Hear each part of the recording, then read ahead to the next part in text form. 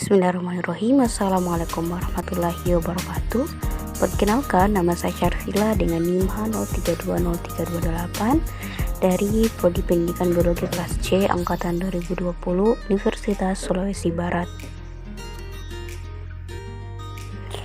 Di dalam video ini akan dijelaskan mengenai mekanisme potensial aksi dari materi neuron. Nah, olehnya itu silakan disimak hingga akhir.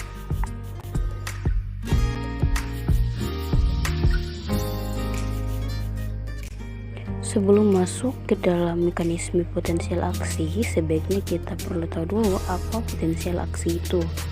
Nah, potensial aksi merupakan aliran ionik positif dan juga negatif yang bergerak di dalam membran sel. Nah, semakin besar diameter akson, maka semakin cepat pemutaran potensial aksi karena tahanan arus listrik berbanding terbalik dengan luas penampang mengantar arus listrik tersebut.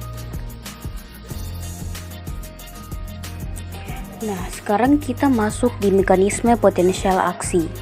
Nah, terdapat beberapa tahapan-tahapan potensial aksi. Yang pertama adalah tahap istirahat.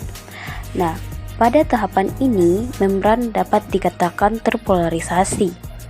Kenapa dikatakan terpolarisasi? Karena di tahapan ini saat berlangsung potensial membrannya itu bersifat negatif hingga mencapai titik sekitar minus 90 mV. Jadi dia terpolarisasi karena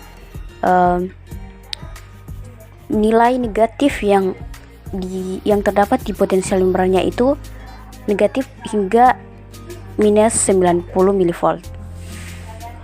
Kemudian setelah melewati tahapan tersebut, ada yang dinamakan tahapan depolarisasi. Nah, membran secara tiba-tiba akan menjadi sangat permeabel terhadap ion natrium. Jadi kan tadi minus 90 ya, minus 90 sifatnya itu minus 90 mV, artinya dia negatif ya. Tapi ketika dia berada di tahap depolarisasi, maka sifat membrannya ini permeabel terhadap ion natrium. Jadi hanya ion-ion natrium yang bisa lewat. Hal ini menyebabkan terciptanya kanal ion natrium dan tidak tercipta, maksudnya dia ada kanal atau saluran yang terbentuk dan hanya natrium, ion natrium yang bisa melewati kanal tersebut. Jadi kanal ion natrium terbuka dengan sangat cepat dan sejumlah besar ion natrium yang bermuatan positif tentunya itu akan berpindah atau berdifusi masuk ke dalam akson.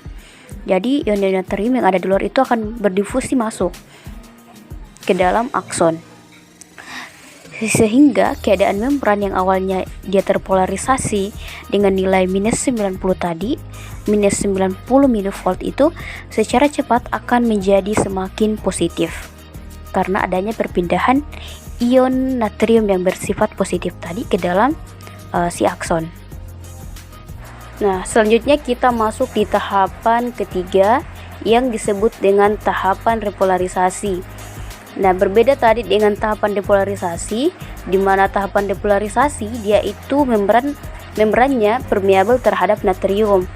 Nah, kalau di tahapan repolarisasi dia ini permeabel terhadap ion kalium. Jadi hanya ada kanal-kanal atau saluran yang terbuka khusus untuk kalium saja. Jadi dia ini akan mulai, dimana tahapan depolarisasi ini akan mulai terjadi ketika tahapan depolarisasi itu sudah berakhir, ditandai dengan tertutupnya kanal-kanal natrium dan mulai terbukanya kanal-kanal dari si ion kalium ini. Tapi dia itu terbukanya secara lambat, tidak seperti di natrium tadi, dia itu terbuka secara cepat. Next, kita masuk ke tahapan keempat. Nah, di tahapan keempat disebut dengan hiperpolarisasi. Jadi, setelah tahap repolarisasi berakhir, dikenal suatu kondisi yang disebut dengan positive after potential.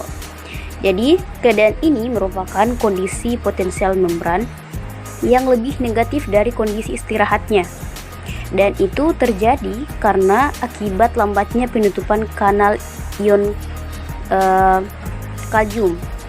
Jadi karena si kanal atau saluran dari ion K atau kalium ini itu lambat tertutup, maka potensial membran itu lebih negatif dari kondisi istirahatnya. Nah, demikianlah tahapan-tahapan dari mekanisme potensial aksi, mulai dari tadi interpolarisasi hingga masuk ke tahap hiperpolarisasi.